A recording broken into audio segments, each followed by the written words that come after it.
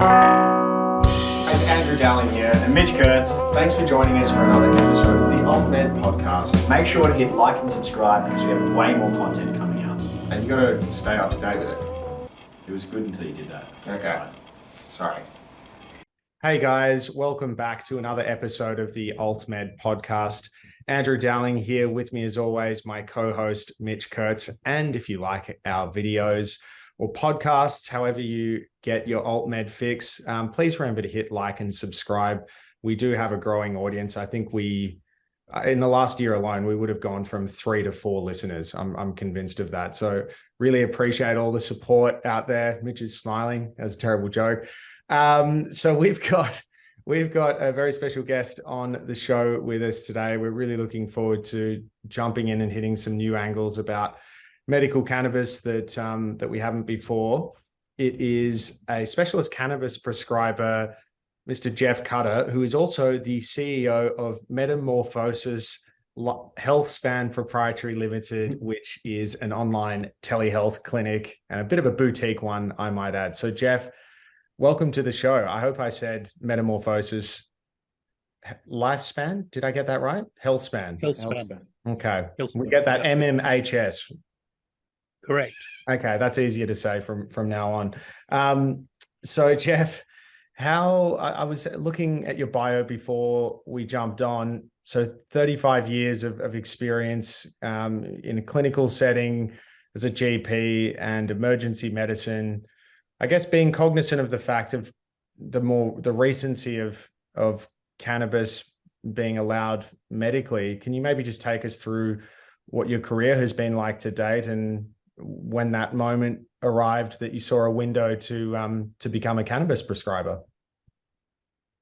Sure. Okay. Very briefly, I arrived in Australia in '83 for a 1-year locum in Burke as a rural practitioner, recruited because I could do anesthetics and catch babies and pretty much everything else as well. And I ended up spending 5 years there and really enjoying my time. I then moved sideways into emergency medicine for 15 years and thoroughly enjoyed that. I liked the adrenaline buzz that came from it, but eventually needed to get something different. Went back into predominantly locum general practice and used it to travel around Australia, which was wonderful. And then I had diabetes for many years. I got fulminating renal failure. I had 6 years on dialysis. And then I, by the good grace of a very generous donor, a dead donor, I got a new kidney in 2019. And at that point, I sort of had the thought I really want to do something to give back in a big way, but I couldn't find something that fitted somehow. And then a friend who was in general practice in Paddington we were socializing, and he said, "Geoff, have you thought about cannabis? Have you looked at it? You know, I'm doing it, and mate, I'm getting some amazing results." And I thought, well, that sounds like a bit of a recommendation. So I explored it further. I did the ACNM weekend introductory course, which is excellent, and came away from that deciding that rather than incorporating it in my general practice work, I actually wanted to do this full time. And so then I looked for how I could do that. Obviously, you could join any number of clinics. But in the end, I decided that no, I wanted to sort of do things the way I felt was best. And so that's why I set up Metamorphosis and stayed unemployed for many months, as you do with new companies, building it up. And it's coming along very nicely. I'm very pleased. That's amazing. And it is, I mean, we've had doctors on the show before that, and I just personally find it amazing when after all those years of study, going out into the world, qualifying as a GP, which I understand is itself a specialization. You go through all of that and you realize, actually, there's just this one type of medicine that I'm interested in working with. I mean, Yep. You don't see that level of passion for, say, a doctor that just wants to be an exclusive opioid prescriber, although I'm sure that those exist in certain pain clinics. Indeed. But yeah, it's just, it really is fascinating. So maybe talk me through your average patient that comes to MMHS? What's the have you sort of carved out a specific group of or groupings of conditions, or you'll treat anyone that maybe is treatment resistant, shall we say? Both. So I'm a cannabinoid generalist, but I have special interests within that, particularly the cancer oncology palliative care space. And I've got quite a number of patients at various stages of their cancer journeys. I should emphasize, I imagine most of your listeners understand, that there is no proof or evidence that cannabis does anything for cancer, but there's a lot of very circumstantial good evidence from laboratory studies, certainly. And I personally believe I've also seen good evidence with my own eyes with some of the patients that I've looked after in specific ways. No, I appreciate that, Geoff, because I have to do disclaimers and things on this show. So you did that for me. I really appreciate it. Thank you. That's a pleasure, and I actually very much do that with every cancer patient as well. Yeah. I actually intentionally go over the top the other way. Yeah. But as we know, cannabis is wonderfully safe stuff. And I probably wouldn't have stuck with it so firmly if I hadn't had that sort of reassurance in the background.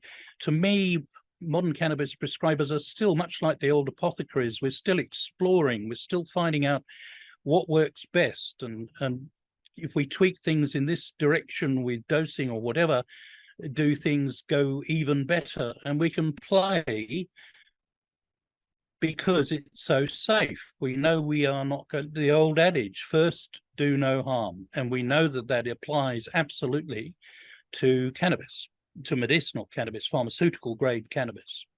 Yeah, well, that's what I was going to say. To explore. When you're saying the old apothecarian kind of style, it's that do no harm principle would have been a little bit harder to maintain back in that time, I imagine. Well, yes. Treating syphilis with arsenic and that sort of thing might have been a bit contrarian, but you wouldn't have to worry about syphilis if you'd had enough arsenic. I guess it does work in that way. Well, that's right. You should sprinkle it on your morning cereal. Doctor's orders. May I sow a seed of thought for you? We hear repeatedly about the lack of evidence for cannabis, which is increasingly untrue. There are more and more papers. I think there were 40,000 papers published last year. Wow. But and it's still said that we rely heavily on anecdote. Well, we do, and talking to each other as prescribers. But consider 1740 or thereabouts, a lady unknown, or maybe a man, in a small village in England discovered, who knows how, that the tincture from foxgloves was very effective at helping people with the dropsy, as it was called in those days, which was cardiac failure. They called it the dropsy because you had the ankle edema from the fluid. And so whoever that person was started using foxglove. And lo and behold, 200 years later, digoxin was a mainstay of treatment for cardiac failure. It had never really undergone any clinical trials. It was just, hey, it works. Why don't we carry on doing it? And for me, that's absolutely fine as an approach for cannabis. Yeah. I mean, this is the thing. I think there is a place for, double-blind, randomized control trials, phase 3, all that. But I think there equally needs to be a place for anecdotal evidence as well. And the ease at which some people in the medical establishment brush off anecdotal evidence, I find concerning because, there is, it's kind of, it's almost a refusal to listen to the patient, really. And if the patient is telling you that something works for them, because we've heard stories of patients that will have been treating pain using cannabis that they've obtained from the black market. They go to see their GP to obtain it legally, and the GP says, "Oh no, there's no evidence, no good evidence for that. Here, let me, put you on an opioid. That'll fix the problem." Playing devil's advocate though, anecdotally, arsenic was good for syphilis. I think we're getting into risk benefit there, aren't we? Yeah, we are. We are definitely getting to that area. I guess one interesting thing to pull out of that, and in reference to the 40,000 pieces of study, let's say last year. What do you think about the state of play of education at a medical level at the moment? You know, yeah, because I dare say that you probably didn't study, or I don't know, but I imagine when you went through university, you didn't study the endocannabinoid system in much detail. Well, when I went through university, it wasn't even known. It was only discovered in the 90s. And you're flattering me if you think I was at university after then. So no, I mean, absolutely nothing. But then, you know, even the opioids were really sort of, you know, new and exciting. I don't know if we even knew about the endogenous opioid system in the brain or anything like that. Endorphins, I don't think, had been discovered. So a lot has changed, certainly. I think it's outrageous. I believe the last figure I heard was that only 1 or 2 medical schools in the whole of the world even mention the endocannabinoid system in their undergraduate medical course. One of them is Maryland University, which is a strongly alternative sort of faculty, I believe. I'm not sure where the other one is. So one of my personal ambitions before I die, and I hope that'll be a while yet, is to see at least the endocannabinoid system on the curriculum of every university, every medical school in Australia. And I can see no reasonable argument for that not happening, because the ECS is undoubtedly a thing. It's had a lot of research. We know how it works. We know it's proven, and the endogenous the endocannabinoids are proven. So whatever your feelings about cannabis as a medicine, there is no reason for not teaching people about this very, very key, overwhelmingly controlling system that is politely ignored by all medical schools at the moment. I think that's right. Isn't there though, Mitch? Didn't we hear that one of our AltMed episodes was played at I think a pharmacy? Yeah, Monash, I believe. Yeah, Monash. So I don't know if there's more uptake there, but I guess the pharmacy establishment, because they're dealing with so much dispensing of medical cannabis now, I think they've at least accepted the fact that it's certainly a part of what a pharmacist needs to know. What could the possible arguments against teaching it be? I'm trying to. I think good old fashioned, you know, prejudice, stigma. Partly we don't know much about it, and we're not inclined to find out. But there, I mean, it's very unscientific, isn't it, as an approach? There is no rational reason for not telling medical students that the ECS exists. Yes. That's really all we're looking at. And also, of course, not forgetting that ECS does a whole lot more than interact with endocannabinoids and cannabis. You know, it has a role in many, many various areas, and it's a very central control system of the body. So it should be part of physiology. I even heard the other day that potentially paracetamol, somebody was saying it could be acting on the ECS, you know, how we still kind of, the jury's out on how that works. I mean, it'd be... wouldn't there be, you'd surely talk about cannabis though as a drug at university, I'd imagine, like you would talk about multiple different drugs. Is that not the case at all? Sure. You could, if you're going to go for medicinal cannabis itself, then that would come under the domain of pharmacology, I would imagine. But what I mean is, like, there wouldn't have been even a subject, even back in, let's just leave it at pre-1990s, where you talked about, even in that day, illicit substances, let's say. Wouldn't there be some kind of unit on that? There was, it was like one lecture. Here they all are, you know, we got cocaine, we got a heroin, we've got cannabis, we got this, we got that.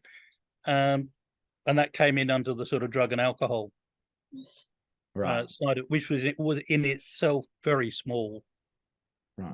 Right. That's interesting. I can tell you. Let me set you a brief scene. My year at university, which was in the 70s, was the first time that social work had ever been mentioned in a medical course, and we had a compulsory sociology course, which was incorporated in our final exams for the first time that year. So that was alarming and concerning for many. You know, do we really want to talk about social work? A lot of bigoted, a lot of prejudice, always in the medical profession, unfortunately. It's universal. So what happened? And it's also in the legal profession as well. That's the only profession I can speak of. But yeah, the medical and legal establishment, they just seem to take a little while longer than the rest of society to catch up with these things. I mean, it's very interesting to think that was such a novel idea to be incorporating, learnings of social work into medicine, and that was so recent. I mean, that's multidisciplinary approaches to managing people's mental health is now par for the course. So that is quite interesting. Yeah, indeed. Yeah. I mean, look, gratifying to see such great improvement in so many ways. There's no doubt about that, but we've still got a way to travel.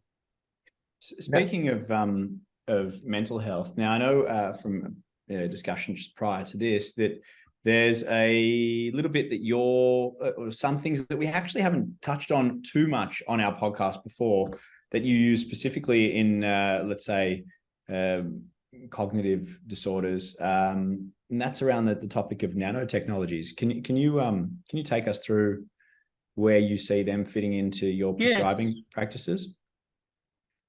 Yep, happily. So the nano formulation makes the normally hydrophobic cannabis oil hydrophilic, so that it can be absorbed directly through mucosa, and particularly in this case, this particular situation, through the cheek, and it gives very rapid absorption. So you get the full benefit of the dose within 10 minutes.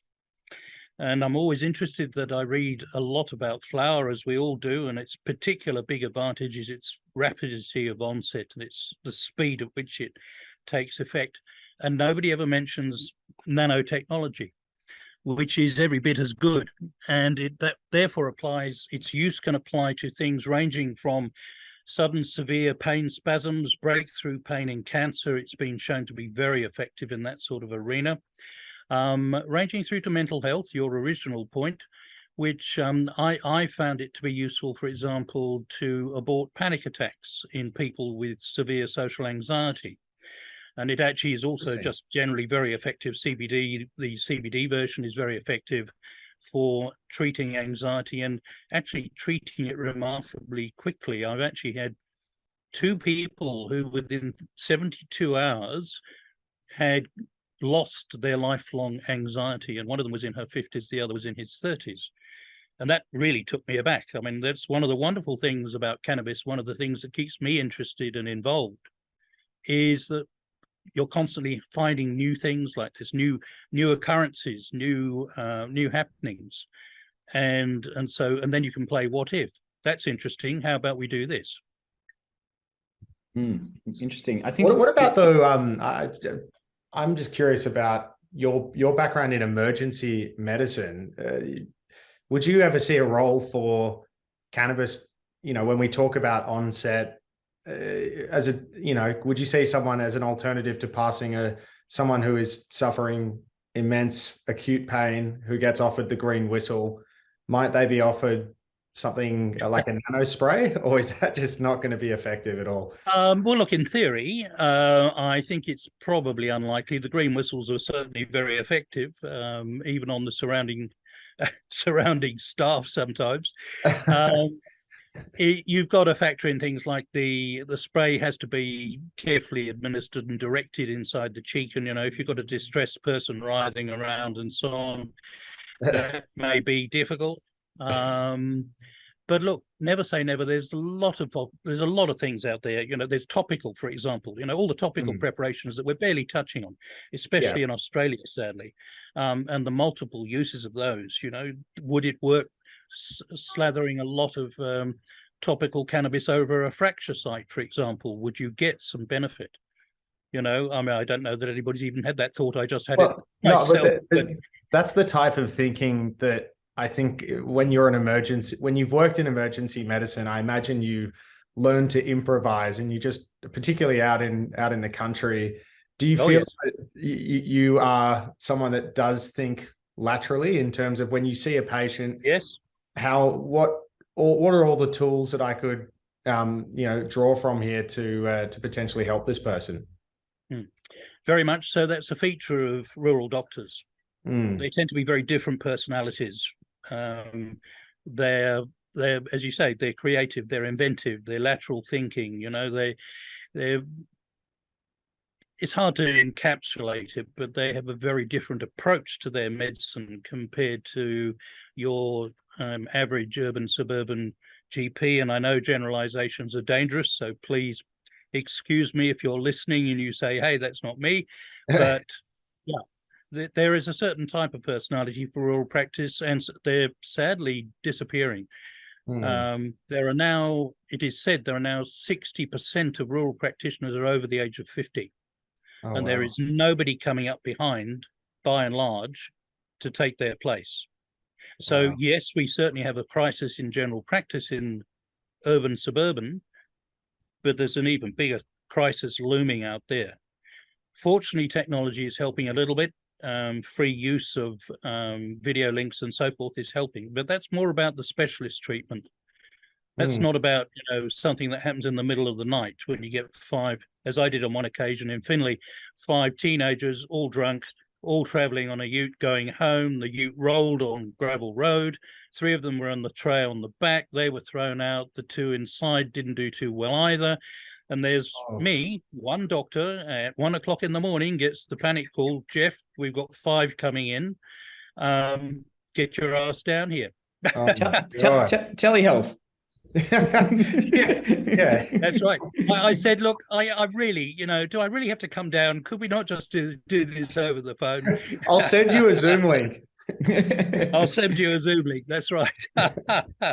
Oh my goodness, that's well, it as you say, it takes a very special character, I think, to do that sort of work. But I think it makes you a better doctor, being forced into situations like that, rather than just spending your days sitting in a bricks and mortar clinic in the suburbs and kind of prescribing the same types of medicines to treat the same general conditions all the time. So no, what do you mean, like cannabis?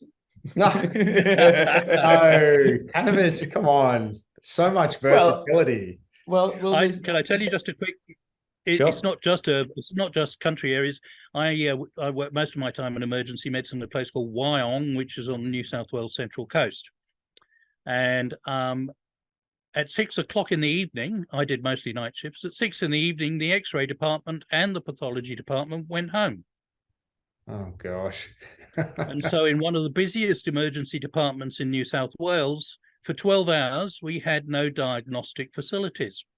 And that certainly honed your clinical skills for, does this person have a hemothorax or a pneumothorax? And if so, should I be putting a drain in their chest, but doing it blind because I don't have a perfect answer? And so, yes, you put the drain in and see what happens. I was going to say, did they even attempt to skill you up on some of the diagnostic imaging equipment, or it's too specialized? No, we didn't have ultrasound at that point. And otherwise, it was X-ray or nothing. So I got very good at listening to chests and deciding, which side was dull and which wasn't. Yeah, well, that's interesting. Yeah. It is. It's very interesting. And if we do get, we've got a pretty mixed audience, but if we have any patients out there who maybe have tried medical cannabis or, hasn't worked, or you're just looking to find more of a specialist doctor that's seen some things, and, I would highly recommend picking up the phone and giving MMHL a call. Did I get that? HS. Goodness. Yes. Sorry. Thank you. Oh, you're off today. You're saying all sorts of words, Andrew. I think yeah. It's that dirty washing. I'm inventing new clinics actually on the fly. But no, so Geoff, maybe I'm interested to hear a little bit more just about, I guess, some of your, and again, we caveat every time we do this, anonymized accounts of just, some of the patients that have been able to be assisted. And we'd also be very happy to hear about patients that haven't been helped and why that might be the case. Are you able to share, an anonymized account of that? One of my favorites is a dear lady. She's still a patient. She came to me. She's in her 50s. And she came to me with a recurrence of colorectal cancer. She'd been clear for about 5 years, and then it had reared its head again. And when she first spoke to me, she could hardly get out of an armchair at home just to get to the toilet and back, that sort of thing. Oh, goodness. And with my patients, I set goals. I ask them specifically, what goals do you have? What has brought you towards medicinal cannabis? What are you hoping for? What are your goals?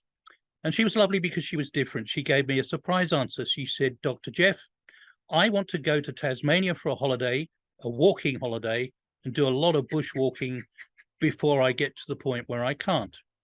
But I can't even contemplate it at the moment. Can you help me? So all the usual provisos, as you say, but lo and behold, 4 weeks later, she took a trip to Tasmania. She had a wonderful 2 weeks. She went bushwalking. She climbed a mountain. She was pain-free. She felt fabulous. And there was no THC in the mix. It was a CBD, CBG preparation. She was probably one of my particular successes. But I mean, there are so many. In fact, that sort of thing is not that uncommon. I managed to keep a lady with an enormously complex psych history in her 20s, who was shaping up for she'd been told a minimum 1 month admission as an inpatient to a psychiatric hospital. And I started her on treatment. That was around about October, scheduled for admission in January. I mean, I hate cliches, but literally the proverbial miracle cure. Her psychiatrist said, wow, what's happened? So did the psychologist, so did the GP, so did she, so did her husband. And she's cruising nicely, doing very well on ongoing medicinal cannabis, thoroughly enjoying life, and has disposed of about 3 of her psychiatric diagnoses. And more importantly, and this is very key, I think we should mention for so many people, is coming off the conventional medications with their particularly disabling side effects, the brain fog. And one thing I had noticed is that you virtually, and this was accidental finding, you virtually never get withdrawal when people are on cannabis. And I discovered that because several patients said to me when I did their review, which was only 2 weeks down the track, oh, by the way, doc, I stopped the Seroquel the other day. And, they were on a very big dose. And you stopped it, just stopped it. And they said, yeah, I feel great. And you're going, wow, conventional wisdom is the exact opposite, of course. Yeah. And people, they feel so damn good on the cannabis that they just take it into their own hands, and good, well done. Yeah. So I think that there's not a lot of people that's my personal experience, obviously, but I think it should become widespread knowledge, because there's still a lot of prescribers who try and wean people off, over a period of time. But if we know we can safely just stop, which we never have been able to before, well, then let's do that.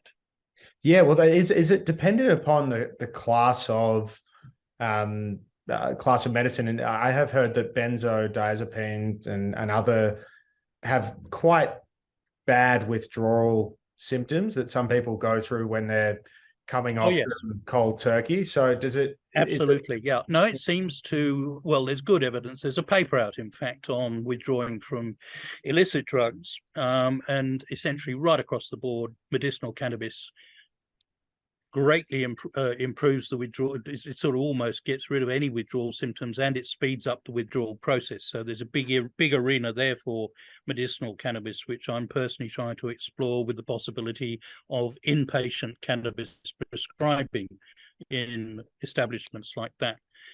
But no, it seems to be across the board. There is some science to it, though, and this is what I like about cannabis. If you go looking, you can find the science. So we know that cannabis interacts with 5-HT receptors, which is exactly where your conventional antidepressants are having a lot of their effect. It interacts with GABA. So my patients come off Lyrica. It's just wonderful stuff and wonderful science.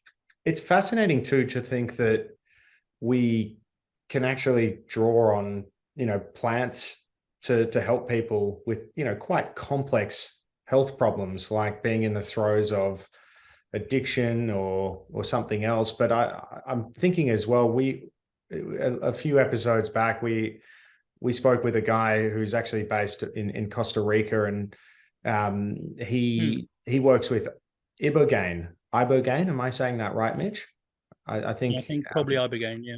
There's a few products. Yeah, there's Gubby Gubby from the Aboriginal medicine, right, which is also interesting. What is Gubby Gubby? I haven't heard of Gubby Gubby. Gubby Gubby is just a natural Australian plant, which appears to have quite a lot of properties in common with cannabis, but not as potent. So you can draw a bow and say, well, therefore it probably works through the ECS. Why not? Because it's doing the same thing. Something I came across the other day, I've started to look at medicinal mushrooms as an adjunct, particularly in cancer. And somebody posted back to my post listing all the things that medicinal mushrooms are good at. And do you know what? It was almost identical to all the things that medicinal cannabis is good at. Relieving anxiety, good for pain relief, etc., etc. And I actually posted back and said that probably means it works through the ECS. Yeah. Whatever it is that's in the mushrooms. And aside from, I guess, plant compounds or any medicine that you take, in your observations in 35 years of clinical practice, what do you think about just, I know people always go, sleep, eating, they're just steps that you just see people missing in terms of how to lead a good, healthy life. And what's the kind of the standout observations where people could be doing more perhaps to take their health into their own hands and do better for themselves? Probably most of the Australian population, probably most of the Western world, certainly, have huge lifestyle issues that they either don't recognize or choose not to. So they eat poorly, they eat garbage, they eat very high fat, high processed fat carbohydrate diets. They don't take nearly enough exercise. They spend their day sitting at a computer and so on. I must say, I'm far from not guilty of that myself. But what is a little surprising is the general unwillingness to tackle it. I mean, it is becoming better, and the programs that we see on TV, the very good health programs often, are certainly starting to win through, and there's far greater recognition by people generally.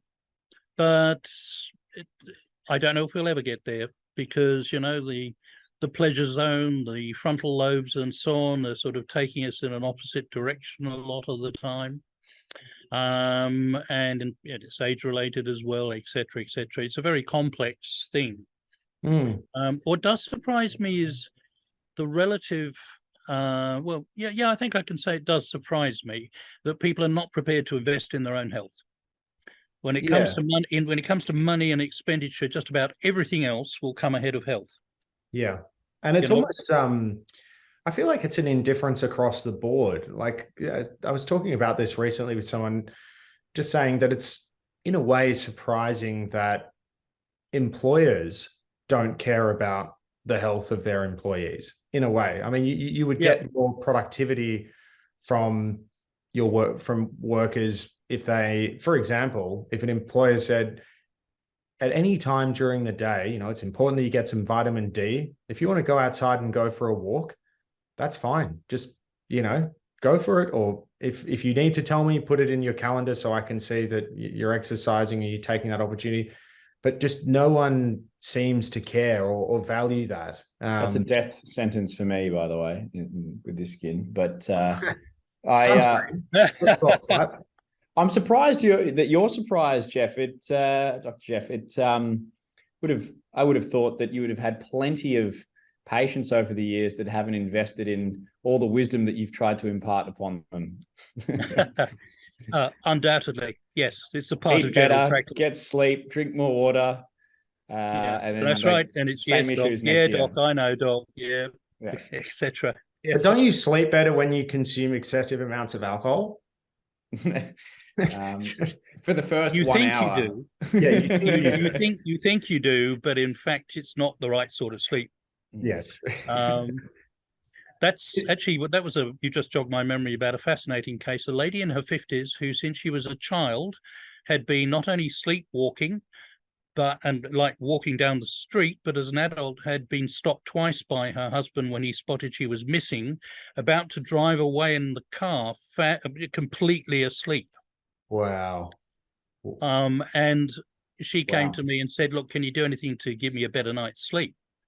And in the end, actually, I got a friend of a friend in America said, "You do know, don't you, THC stops you dreaming." Sorry, that was another thing. She was getting night terrors all her life, really horrible night terrors, petrifying. And so I was talking about this to him. He's an emergency medicine colleague actually in America, and he's had some fun in the past as a young lad. And he said, "Oh yeah, THC really stops you dreaming. Did you not know that?" And I said, "No, I'd never read it, never heard it. That's maybe the sleep specialists do, but." And he was completely right. And so this lady because she needed to drive, I'd kept on CBD only, and we gave her all the usual warnings, and she agreed she could certainly trial it for a week, not going to work. And sensational result again, sudden, complete cessation of night terrors. It blocks your REM sleep. That's the only hesitation I have, and I'd like to know more about what happens with long-term lack of REM sleep, because instinctively everything we've heard about that is not good. That we all do need REM sleep very much.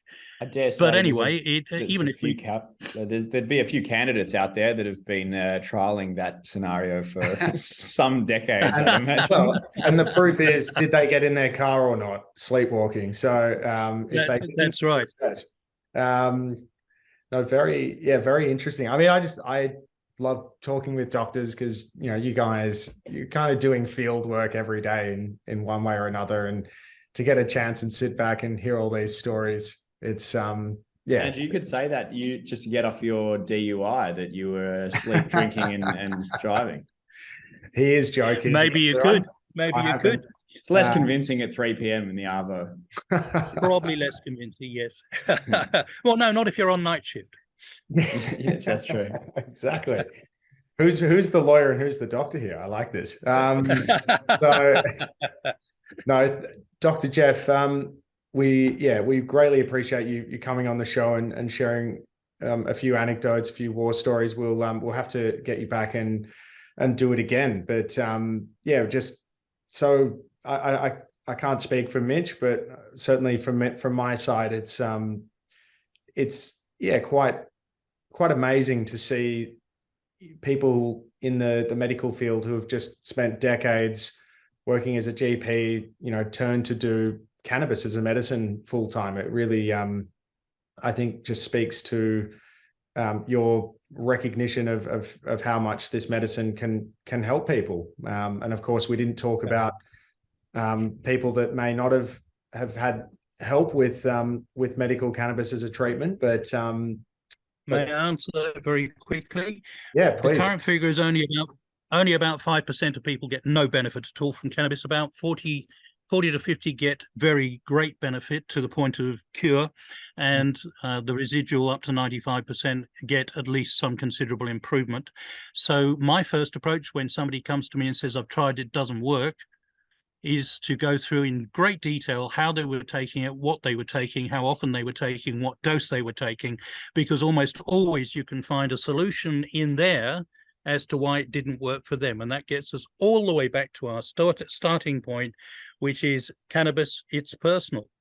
Yeah, it is. And I didn't realize the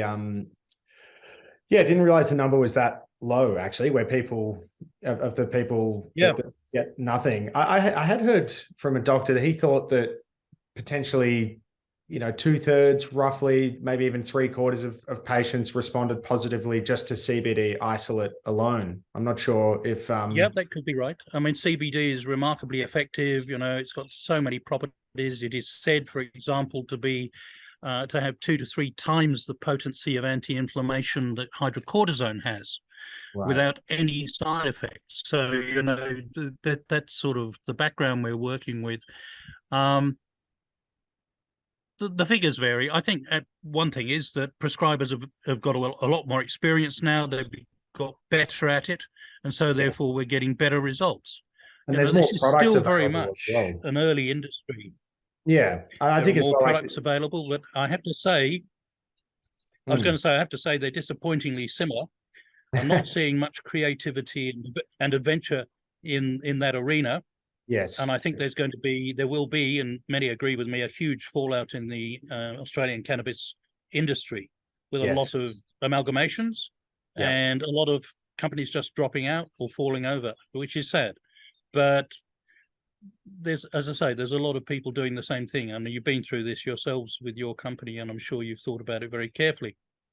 Yeah, there's definitely some very keen observers in the from all sides of the industry, just trying to pick who's going to fold next, because we've seen that happen in Canada, and we actually had Matt Lammers, who's a MJ Biz in Canada on the show, and he gave us a bit of an overview of a lot of that M&A activity that had happened in Canada. And I agree with you. I think the same thing is probably going to happen in Australia, but fingers crossed that, some of the companies that are in it for the right reasons and making good products withstand all of that is potentially ahead. But I think it's first mover, and they are probably going to do okay. Yeah. I had a vineyard for 20 years, and there are many remarkable similarities between the wine industry and the cannabis industry, even to the point that California is trying to persuade us that terroir exists in the context of cannabis, believe it or not. Oh, wow. Okay. But what I mean by that is that I had a small vineyard, and I was fairly early on in the Hunter Valley, but it got to what I call the dinner party conversation stage. Okay, and cannabis is getting to the dinner party conversation stage. Hey, mate, have you heard how much Fred made when he set up his company 2 years ago? Really? Wow, blah, blah, blah. Hey, we should do that. I've got a bit of land, nothing happening with it. And we're at that sort of, almost mindless people embarking. Yes. Instead of thinking it through, having a business plan and so on, as you should. And of course, last in, first out, probably. Because they're doing it for those sort of wrong reasons. But it's interesting to watch. I have seen that. I think that there's certainly more and more people applying for cultivation licenses from the ODC, and you just think, do I know which company is affiliated with that? And it could just be some enthusiasts that just want to start growing. Like it's very bit of a watch this, but I like that, the dinner party phase. I'm going to borrow that if I could, Geoff. I think that's a very apt description of it. No, thank you again for all of your insights. We really appreciate it. And I think many more war stories to share. So we'll have to do it again sometime soon. Would love to. And thank you very much for the opportunity. No, thank you. Great fun. Well, keep up the good work, and we look forward to chatting again soon. Would love to. Thank you. All right. Thanks, Geoff. Take care. Cheers. Bye. Andrew Dowling here, Mitch Kurtz here. Thanks for joining us for another episode of the AltMed podcast. And if you like what we're doing, please like and subscribe. We have way more content coming out, and it's all fantastic. Please.